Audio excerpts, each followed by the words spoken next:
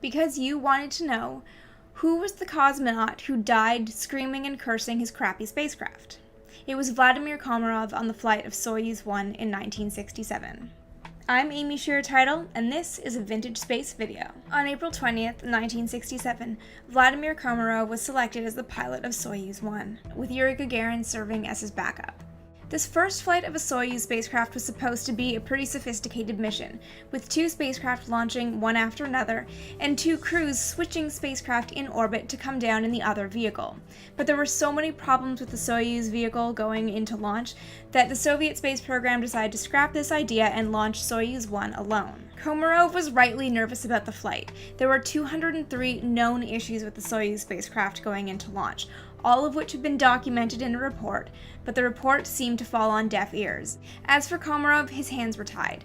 He knew that if he refused the flight, he would lose his military honors, and that his close friend and a national hero, Yuri Gagarin, would be forced to fly in the unsafe spacecraft in his stead. Rather than risk Gagarin, Komarov agreed to the flight. Soyuz 1 launched on April 23, 1967, and there were problems as soon as it reached orbit, but it was nothing compared to the problems that happened during its descent a day and 2 hours later. Soyuz 1 fell through the atmosphere completely out of control, and landed with the force of a 2.8-ton meteorite. The largest piece of Komarov that was found that was recognizable was his heel bone. For more on the story of Komarov and Soyuz 1, check out the article linked below.